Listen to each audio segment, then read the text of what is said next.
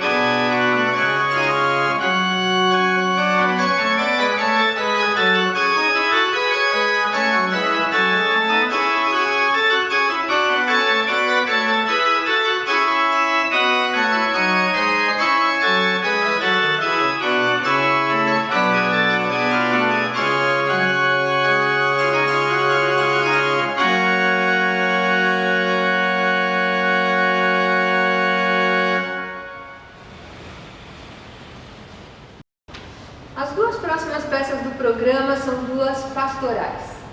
As pastorais são pequenas peças descritivas do ambiente que acompanha o nascimento do menino Jesus. Então nós temos diversas descrições em diversos momentos diferentes da história. Todas essas histórias de Natal citam Jesus numa manjedoura, cercado de pastores e de animais. Então esse ambiente pastoril convidou músicos barrocos a escreverem esse gênero musical chamado pastoral. Então nós vamos ouvir uma pequena pastoral de Telemann, que faz parte de uma suíte, e vamos ouvir uma pastoral de Cervellini.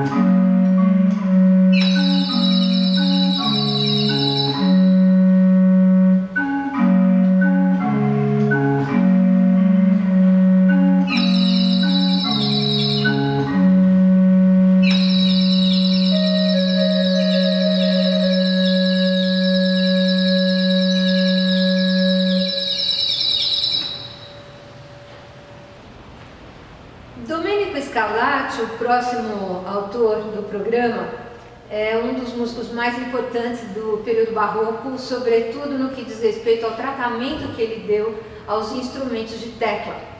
Então ele, junto com Johann Sebastian Bach, ambos criam uma nova técnica para os instrumentos de teclado e descobrem uma forma de tratar e desenvolver os dedos com agilidade e com virtuosismo, e ele faz isso muito bem.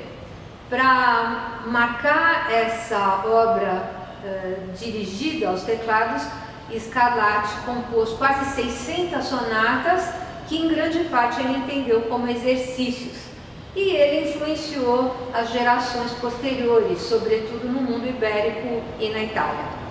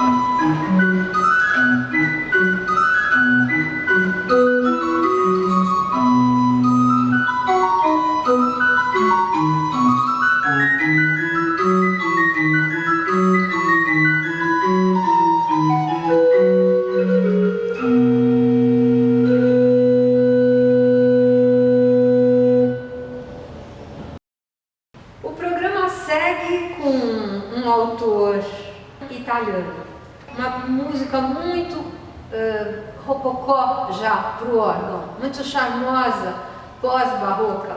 De Valéry, uma sonata.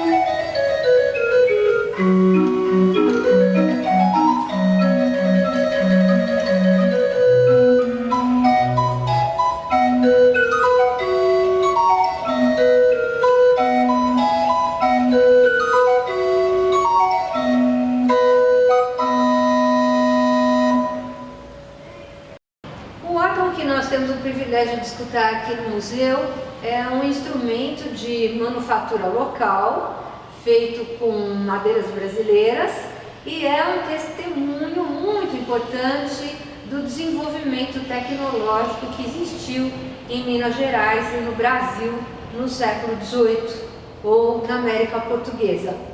Esse instrumento ele representa esse uso de um instrumento litúrgico nas igrejas, e é um instrumento nesse porte que foi muito frequente no Brasil. Nós temos uma lista enorme de instrumentos assim pequenos como esse, presentes em igrejas de diversas cidades antigas.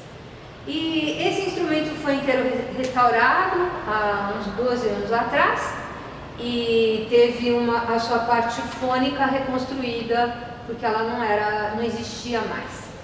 Mas toda a caixa, toda a pintura, o mecanismo, isso estava preservado. E é de um autor anônimo, pertenceu a uma fazenda, a uma capela de uma fazenda aqui da região, de São João del Rei, e depois ele foi herança de um padre que fez a doação do órgão para a Igreja do Carmo. E desde a década de 1960, ele está aqui no museu.